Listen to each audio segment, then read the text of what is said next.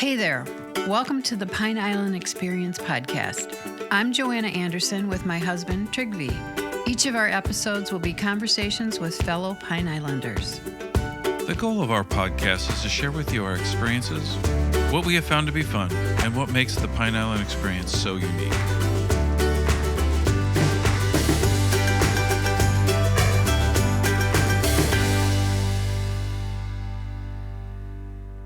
So we run an open book, which I don't know any other contractors in this area that do what we do. So let's say that you guys want to build a house with us. You give us a $50,000 deposit. Well, we go down to Edison National Bank, which is a local bank in Fort Myers. We open an account with your name on the account. So you'll be able to see that account at any time to know exactly how much money is in there. Every check that we ever write for your job is written out of that account. So it's complete transparency, right? You see the money in, you see the money out. There's no other checks coming out of that account that aren't for your project. And at any moment, you can say, hey, you know what? We got a question on our invoice from the plumber. No problem. Here's every invoice that we've gotten from the plumber. And you're welcome to criticize any aspect of it. And if you have any questions or you see something that raises some alarm bells, we will go to the plumber on your behalf and make sure that we're sorted it out. You were listening to Steve Soloway describe the open book process that is used with all consumers, contracting services customers. It ensures complete transparency on all transactions.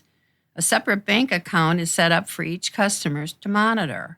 Steve believes no other company in the area is using this process. And now, here's Steve. Well, welcome, Steve Soloway. We're so happy you're here. Welcome back. You were our seventh episode in year one. That was a wonderful. If people haven't heard it, they should go back and listen to it. That was an amazing interview with you and Jay. Yeah, that was a good time. Yeah, we're so glad you came back. We want to talk to you about all your adventures since businesses. What we really noticed was consumers contracting service next door, where they were doing a phenomenal job. Yeah, that house is going to be beautiful. It's going to be I think it's going to be one of the nicer houses on the street when it's all said and done. Mm-hmm. And there's a lot of attention to detail over there. Really, and oh man, and it's not going anywhere. In any storm. Oh my goodness. Yeah. So that's built up above the floodplain. The homeowner, she does a lot of the FEMA mapping floodplain stuff. So she was very, very cognizant of wanting to make sure that she doesn't have to pay flood insurance, that she's out of the floodplain. Mm-hmm. There's a cost to doing that. But if you know that's a deal breaker for you, that can be achieved. You just have to understand that the cost that is associated with doing that when you live in a coastal community that is on the water, if you want your boat behind your house, with a 5-minute golf ride to the river or to the beach, there's a cost that comes with building it up to that height. But you're right, the water will come up the canal as well, easily come up the canal. Yeah, the beauty of Pine Island is that we are an island, right? It's a tight community. Most people know everyone else that's here. If you live out here, you're thinking about moving here, you're going to get to know everyone. What is there, 11,000 annual residents that are on the island? Mm-hmm. So it's not like you're in a metropolis that you go to the grocery store and you don't know anyone. You're going to know your neighbor because that's just the way this area is, and the way that people will bend over backwards to help you it's incredible. Well, I think we learned last time that your grandparents, they built a condo here. Oh, yeah, back in the 80s, early 80s. When you were born, I think the year you were born. 83, the year I was born. Yep. Yeah, and then you remembered your memories when you were 5. You were fishing with your grandpa, right? Oh, yeah. So, yeah, my grandpa was probably the best guy that's ever lived. But he had this boat that we'd motor out and it would get towed back every time. It's unbelievable. He had the money to get a new motor on it. I just don't know why he refused to do it. You're from that era, though. When you've lived through the Depression and you've had the ups and the downs. Even when times are good, you're getting ready for times to not be good. So he'd throw $100 into it, $200 in it, get it running again, just long enough to get it towed back. I don't know. It sounds exciting as his grandson that you got to go through all that, being towed. Having. I mean, what fun, Yeah, for you. Like at the time when it's hot and you're just sitting there floating there waiting to get picked up by Cito. I mean, that was the worst investment Cito ever made is selling him a membership. But yeah, it was awesome. I mean, I love this area. So our construction company, we're actually so our office is in Matlacha Isles, but we're in the process right now of buying a building at the center at the 4-way stop. And so we're partnering up with a guy that does a ton of work with us, Carlos Casillas is how you say it in Spanish. If you're white, you say Casillas. So he does a ton of drywall for us, flooring, a lot of stuff with our construction company. Salt of the earth, great dude. He's originally from Texas, and we met him after the hurricane because the folks that we were working with prior for all of our subcontractors, they inflated their prices so much that you couldn't get anything done for a reasonable amount. And we met him, and he just wants to do a good job for a reasonable price to put food on the table for his family. Well, when he was in Louisiana, he had a construction supply store where he would buy closeouts from Home Depot. They'd have 2 or 3 pallets of this specific ceiling fan left, but there's a new one coming out, so he'd buy them all, and he'd get them for pennies on the dollar, and he could sell them to people, make a few bucks, and then they'd be paying half the price of buying it from Home Depot. Mm-hmm. So he's got a lot of experience in that retail side, where his wife ran that shop for him. So we're partnering with him to buy this building where we're going to be able to say, all right, here's a kitchen. Instead of paying, $100,000 for a nice new big kitchen, you can get that same kitchen for $40,000 installed. And so it'll be a cost-effective place. It'll be an awesome place for our customers that are building new homes to go there and pick out their finishes. But maybe they don't buy it from us because if you're building a house for $2 million, that's probably not the cabinetry that you're going to put in. Mm-hmm. But if you've got a $800,000 or $900,000 house, it's going to be really nice cabinetry that works with your budget, which is most of our customers at this point are building between $700,000 and $1 million price range. We don't, because everything we do is custom construction, right? We don't do anything that is cookie cutter. We'll never build the same house twice. The remodel work that we do is typically higher end remodels where it's new flooring, kitchens, bathrooms. We'll redo all the drywall. We'll sand it down, and if you want to have a level 4 or level 5 finish, we can do that if that's your taste, or we can go back with a texture that matches. But you get rid of all that patchwork that's happened over the last 20 or 30 years of the home existing, and you bring it back to a really it's going to be new inside, basically brand new inside. And it's awesome. And normally, and my older brother will tell you this, that our customers like us a little bit less every day that the project is going. So we need to finish as soon as possible. Yeah, they're getting impatient. They want to move in, right? Right. And it's tough. Remodels are the hardest part. Yeah. Because people typically, that's their home. They don't have another place to live. They might be living in the house while it's destroyed or it's torn apart because it gets way worse before it gets better. Mm-hmm. And we try to be upfront with people on that. We've got one that we're getting ready to start where we're knocking down 75% of the house. And they're going to live in a bedroom that we're going to retain. I mean, there's going to be 800 square feet of the house left from what exists now. And they're going to live there. I mean, it's completely fine that they live there, but it is going to be a nightmare for them. Yeah. I wonder if because I know some of the, national home fix-it shows and stuff like that always strongly encourage people to move out. And it invariably, and I get why you can't, to your point, there may be no other place to go. It's a non-choice. But having said that, if you don't do it every day like you do, just every time a saw runs, it creates dust. You talk about sanding drywall a couple minutes ago. Well, that's creating a tremendous amount of dust. Drilling a hole can generate. Now that goes into, and even if you a plastic off or try to cordon off that room to the best of your ability, it's going to get onto clothes. It's going to get onto bedding. They'll see layers of stuff on appliances. And as much as you have no other place to go, it'd be expensive to go some other place. I think sometimes, at least the way they've edited it, for television, they're a little shocked that there was dust and dirt during the construction process. Right. If you've never built a home before, or you've never remodeled a home, I mean, it's so like husbands and wives should know that this is going to be one of the hardest things that's ever happened to your marriage when your house is going through it, because you're going to disagree on colors, on finishes. You're going to disagree on these things on top of it being an active construction site, right? And when you're behind schedule, guys are going to be there on Saturday working. So you're off of work and you think that you're going to be able to have a day of peace, but there is no peace because we've got to get caught up. The insulation guy's got to be done so the drywall guy can start, because the drywaller is going to be there on Wednesday, right? So we try to maintain that schedule as much as we possibly can. Sometimes there's things that are out of your control. You get rain delays, you get weather delays, you get someone calls in sick, or there's a death in the family with a subcontractor or something like that you can't control, and you end up behind schedule.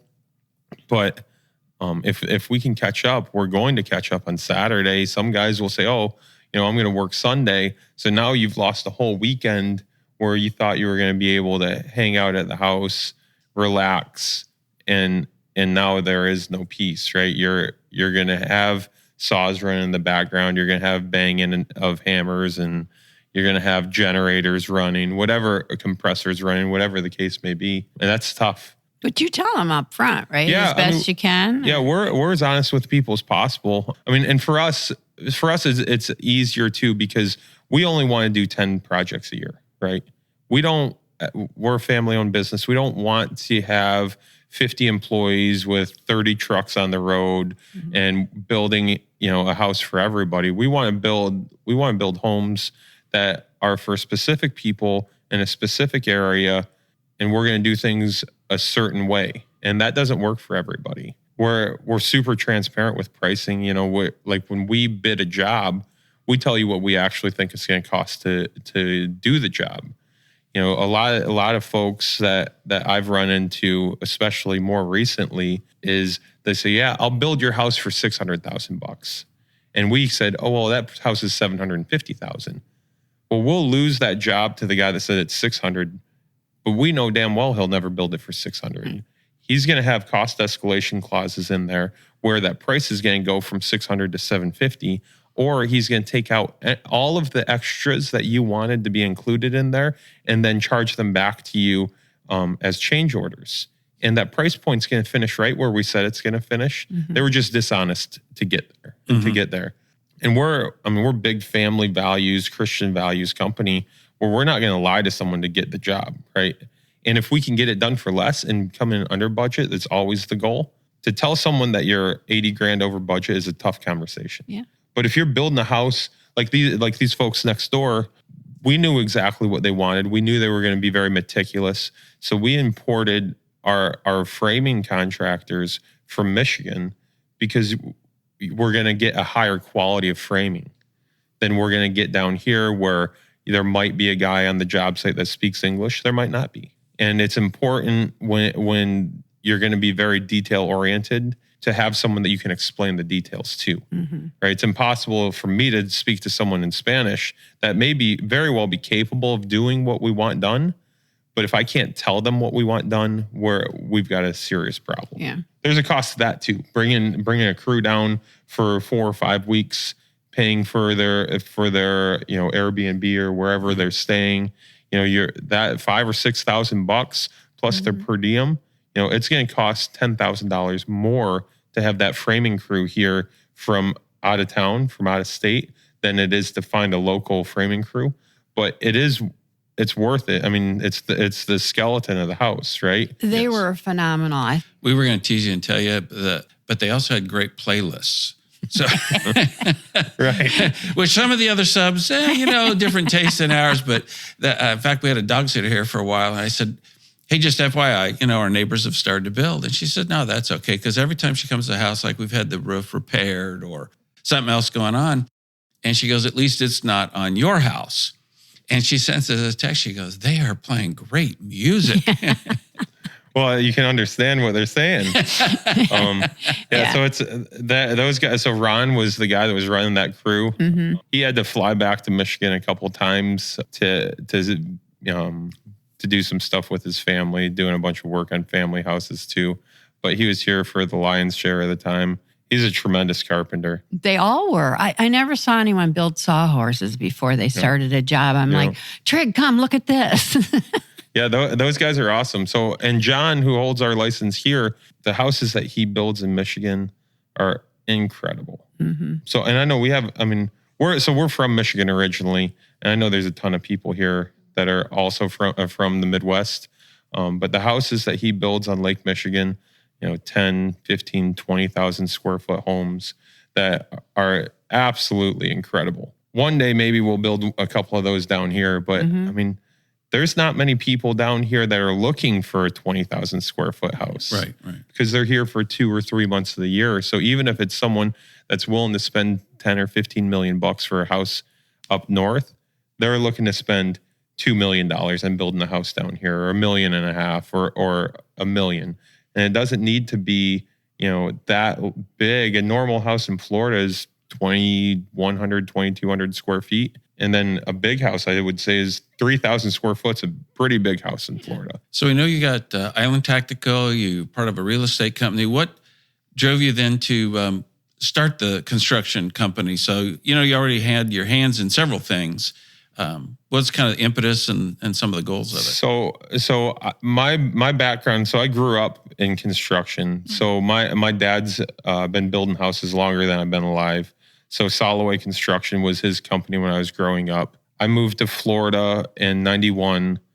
And so all summer long, I'd be back in Michigan at my dad's place, and I'd be on job sites with him working, swinging a hammer, doing whatever I had to do with him. And then in 2004, 2005, where the construction market it got a little shaky down here. I was doing electrical work out of high school, and then I went into retail. And then from retail, I went into working for a wholesale network. So I was a wholesaler selling Miller, Coors, Heineken. It was a fun job, and I did that for quite a while. And I got into real estate. The reason I got into real estate was because the company that I worked for changed a ton. Everything became about the bottom line. And I understand that you have to make money. That's why you're in business. But if your whole purpose in being business is to make money, and it doesn't matter how you make it, that's not a business for me. Right. So I got into real estate. I said, you know what? I can work for myself. I can do my own thing. And so I'm selling houses, and there's, I'm introducing people that are buying lots. Like you buy a golf access lot and you want to build a house. So I'm introducing people to builders that aren't following up with them. They're not getting back with them. When they do build a house for them, they're building a house that is not exactly what they wanted, because you only had 4 or 5 options to choose from. And the prices are never what they say they're going to be, the whole 9 yards. It's like, this is crazy.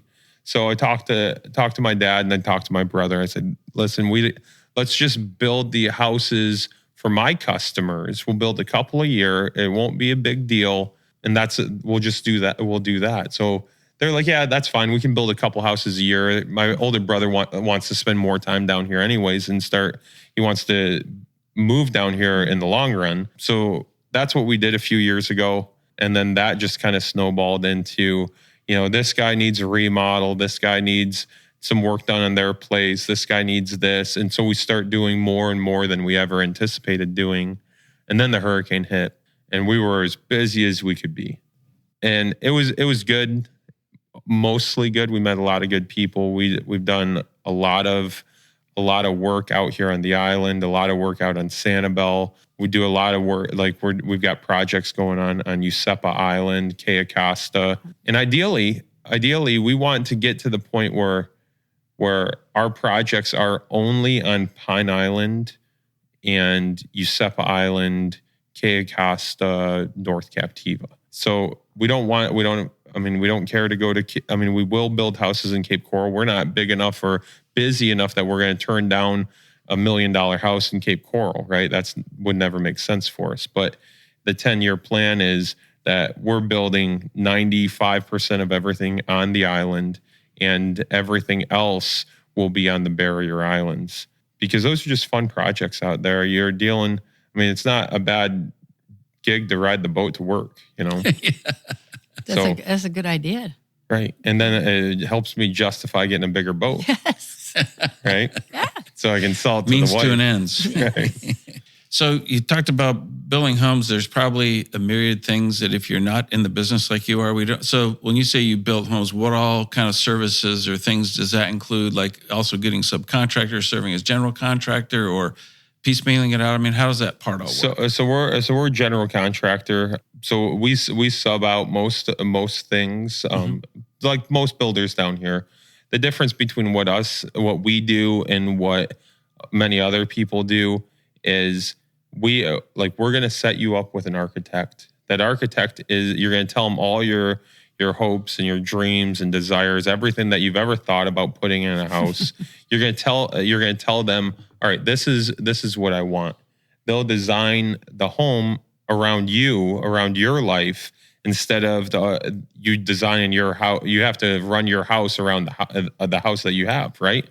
So if you've got 3 kids and you've got to put 2 kids in the same room because you have a 3-bedroom house, and you work from home, and so your office is in the living room because you don't have an office, or you might be a car guy and you've got a 2-car garage or a 3-car garage. Well, if that's not your lifestyle, that's not going to work for you. So let's build you a house that you have a 14-foot ceiling in the garage, that you can put a car lift in there so you can work on the car. You can lift it up and drive another car right under it. Build a workshop out there if you're into woodworking. We can do, if you and your wife both work from home, we can build 2 home offices. There, whatever your life is, let's design the house around that. Right. And think about it. We're going to spend 3 or 4 or 5, 6 months in the design stage, because now everything's on paper, right? We've got it designed. You guys love this design. So then we can price building that specific home, that there won't ever be another one built just like it. And then once we have a budget number for that house, maybe it's over budget, and we can start scaling back on some things, saying, well, you know what? Our budget's 1.5 million, not 2.2 million. So we've got to say, these are the things that are important to us. These are the things that are less important to us. We don't need a 6-car garage. Let's do a 4-car garage. We don't need to have 15-foot ceilings. Let's do 12-foot ceilings. We can start trying to mold that home without sacrificing the key components of it that are going to make it make sense for you, but getting the price down in line to where it needs to be. And then you've mentioned remodeling. So what kind of remodeling services do you guys undertake? So kitchens, bathrooms, I mean, normally whole home renovations. So especially out here on the island, there's a lot of older homes built in the 70s, 80s. Mm-hmm. So if you buy that house, you're probably not going to be happy with the builder grade kitchen from 1986. Right. So we can reorient the kitchen. We can knock walls down. These older homes, a lot of them are kind of quartered off, where there's defined spaces, which no one's into anymore, right? Like for example, you guys have a kitchen, but there's a wall between your kitchen. We would rip that wall out. If it's a bearing wall, we would run a beam to brace the weight, get rid of the bulkheads, lift the ceiling up, and now you're going to have that open concept that you're trying to get to. Maybe you don't like the sink where it's at. Maybe your bathroom is small. We need to blow a wall out, enlarge the bathroom, because older homes, again, they have small bathrooms, right? Yeah. I mean, where it's 5 feet wide, you have a single vanity, maybe a double vanity toilet and a stand-up shower. Or they might have a tub and they want to get rid of that. Right. We don't really do many tubs anymore. We get rid of those. Yeah. And we have friends that they took the tubs out and had someone come in. They just want to walk into the shower. Yep. And we did in big showers with benches built into them, niches, glass all the way around. We do a lot of that stuff. Yeah. And the remodel business is tough because you don't ever know what you're going to find when you open up the walls. Surprise. We call it Pine Island Electric. That's where they just duct tape the wires together and throw them in the wall. And it just blows my mind, the things that I've seen and the pictures I've taken of stuff. It's like, how in the world did this house not burn down? But it's better to find it than to find it a different way. So when we're, especially after the storm, we'd walk into houses, it's like, holy cow. It's like, we're going to rip all this electric out because this is not safe. And you can't, until you take the drywall down, you don't know that you're going to find that. And that's a $20,000 expense. So having on remodels, if it's $100,000 remodel, we're going to say, hey, we need to have $25,000 in a contingency fund, though, because we don't know what we're going to find with the electrical. We don't know what we're going to find with the plumbing. We just don't know what we're going to see. So we think we're going to do it for this amount of money. However, be prepared for something to change on that. Well, that's smart. Being upfront with people, though, and not letting them get blindsided, even though it still is kind of like getting hit with the truck when you just got a $20,000 bill you weren't anticipating. But at least you knew ahead of time that was possible. Yeah.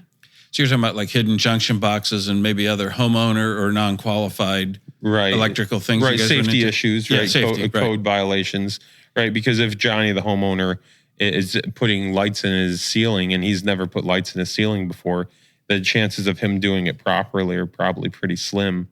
Or work that was just done because before 1987, there wasn't a building department in Lee County. Oh. There was no, so if your home was built before 1987 out here on the island, no one ever looked at it. Wow. So there's no historical blueprint. There's no anything. So the county has no record of what happened in there. It was like the wild, wild west. I know almost every home we've owned, and like I'll go to, maybe like a outlet's getting a little loose. So I'm like, well, I'll cut the power off. I can just swap out an outlet. That's not anything too difficult. And the labeling of the breaker box is where I'm headed. Like back in the day, nobody seemed to care. We bought one house that literally said Steve's bedroom. The original owner, which was like 4 owners before. How the hell am I supposed to know? Which bedroom Steve slept in? Was Steve's bedroom and stuff. And I think even in this one, I said, hey, I'm going to switch an outlet or something like that. She says, yeah, whatever you want. I do a bunch of testing. I say, okay, like it's breaker 12 or whatever it was. I turn off the breaker. She's a completely different. She goes, hey, you cut off the power. Because it isn't even like logical. Like if it would say like west room of this plus that, then you'd have some idea. So the only indicator is on the squared EQO panels, actually. And that's the electrical panel we try to push people towards. It costs a little bit more money than doing like a GTE or a Simmons or any of those other panels.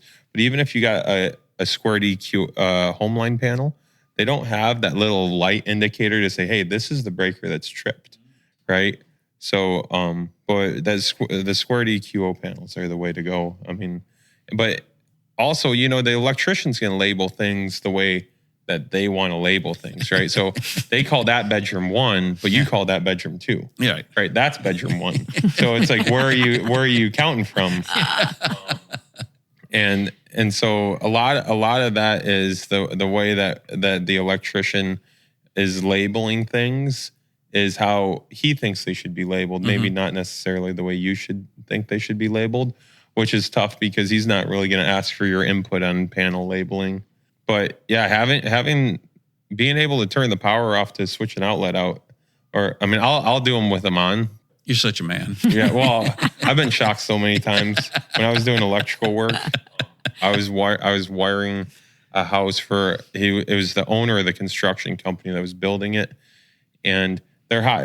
My guys are hot checking the whole house, and I'm sitting there just trying to put the last couple outlets in the kitchen. I said, no, don't worry about it. Leave it on so you guys can do that. We'll get done. I shocked myself 20 times on one outlet. I mean, I was at my wit's end because they had the big thick granite backsplashes, so the wires are super short. So I'm having to get in there and get it in. I about lost it. That had to have been painful. Yeah, I mean, it's not so bad. You get used to it.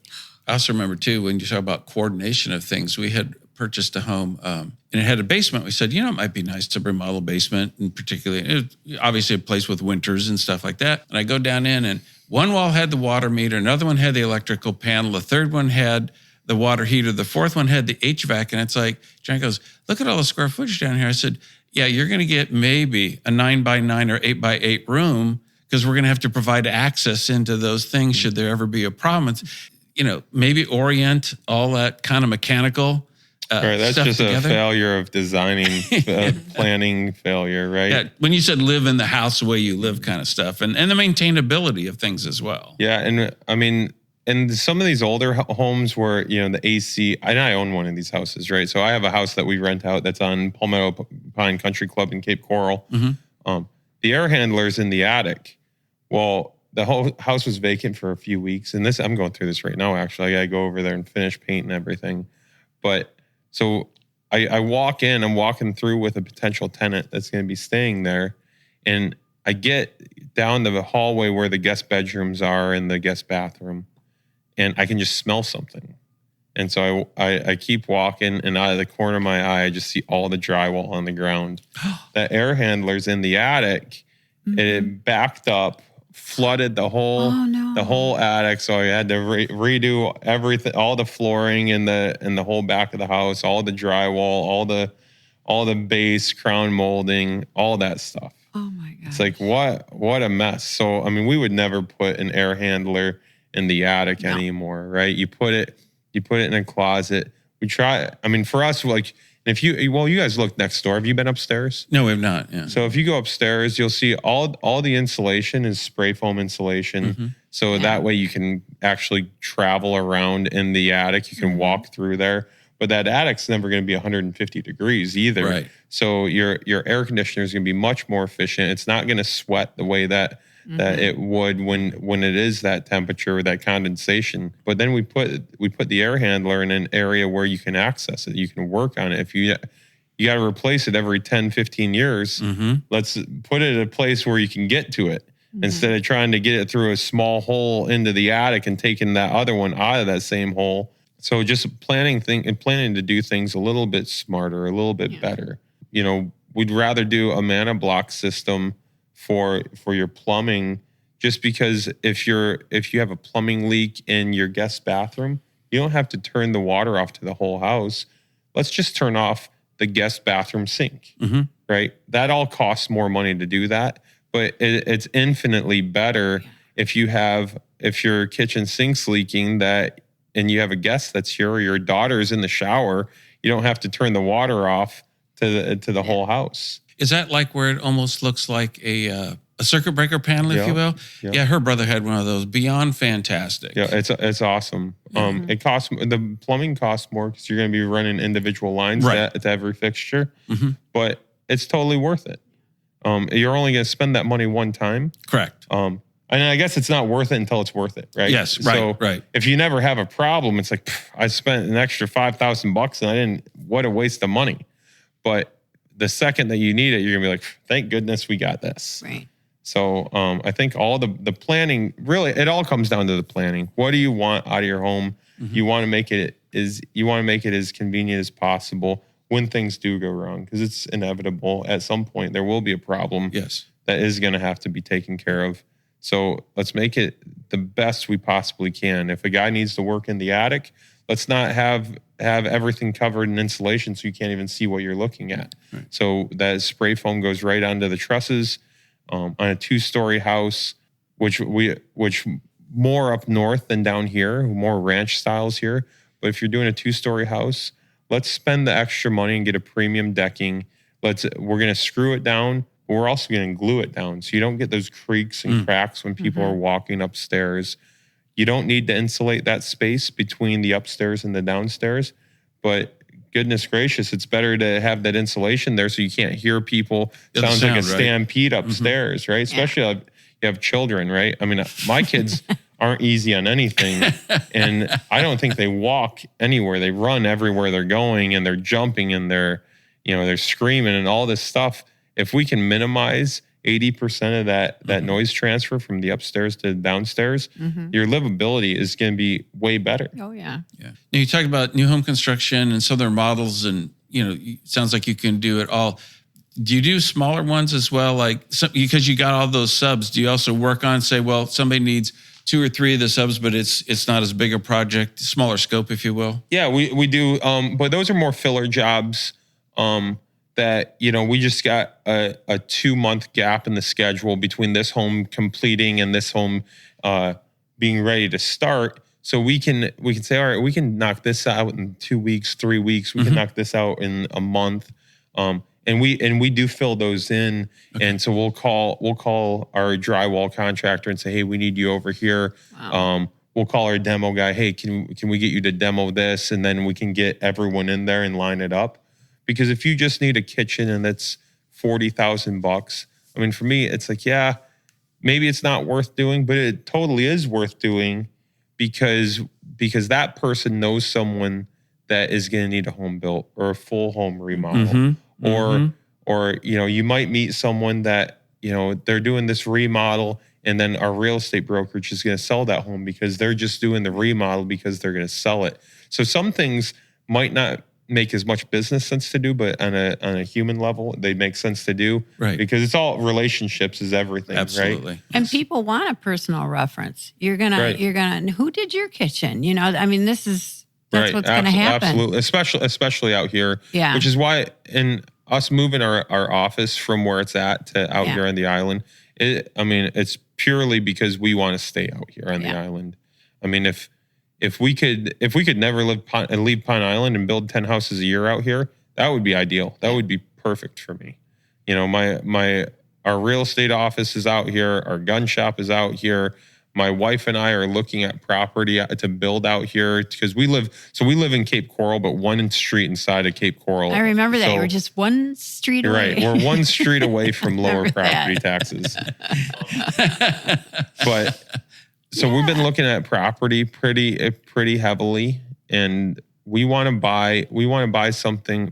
So she wants to be on the water, and I would love to be on the water. Well, you fish. I mean, right. you have and we to do be lobster. We go to the Keys for lobster season, which is we leave Friday actually. Oh, because mini season's next week for the spiny lobster. Yeah. Oh, it's so awesome. Yeah. I mean, the fishery here is awesome too. I mean, we went out a couple weeks ago for American red snapper right out of the Caloosahatchee, and we did. What a good day. Yeah. What a great day. Yeah. But she wants to be on the water, to have the boat on the water, to go on that more. But I would rather have 5 acres of land where we can have the boat in an outbuilding and, anytime I need to do something to it, I'm not, sweating like I'm.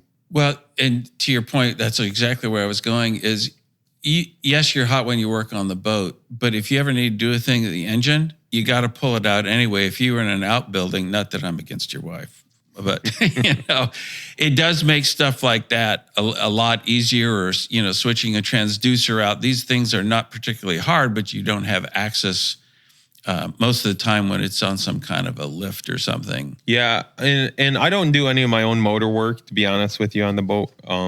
Because I don't want to get towed back in again. So a guy that I go to church with, Jeff, he's an excellent boat mechanic. He does a ton of stuff out here on the island. He does a bunch of work over there at Craig Stevens' place, Monroe Canal Marina. That's where he gets his boat. Yeah, I mean, he's so good. Yes. And his wife, Stacy's and his kids, there's just what a great family. Yes. That's the thing about this island. Like, I don't have anything bad to say about any of these people that own businesses out here. You walk in there, the owner is typically there or they're around. If you need to talk to them, they're happy to talk to you, happy to fix your problem or to help you solve an issue or come up with a solution for an issue. Even if it's not something that they normally do, people are willing to help you here. And Craig's no different. I mean, he's like, his shop is awesome.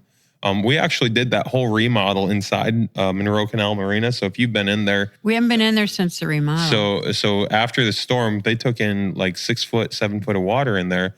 We redid the whole inside of his shop. It is gorgeous. I mean, it's 100 times better than it was. But at a huge cost to him too, right? He spent a ton of money. I mean, it's floor to ceiling slot wall. It's awesome. It's awesome. Now, is there anything about the construction company that you'd like to get out that we failed to ask you? I mean, the biggest thing is that we're just not going to do a cookie cutter house. And if you're if people are looking for a house for $350,000, we're probably not the company for you. I would say we're 100% not the company that is going to build that house. But if you're looking at, the one thing I would say is people that are looking to build a home, and everyone's got a different budget, make sure that you do your research on the builder, right? Sit down with them, have a cup of coffee, have a beer with them, and make sure that your values and their values align. Like for us, we want to make sure that our personal values are going to align with yours, right? We're gonna, it's like a marriage. So if we're going to build your house, we're going to be working together for the next 9 to 18 months, ballpark, right? Depending on the home that you're building, the scope of the work, things like that. So we want to make sure that you're honest, we're going to be honest, right? So think about traditional Christian values. That's how we want to live our life, and that's how we want our customers to live their life. If you're willing to cheat someone, then we don't really want to work with you.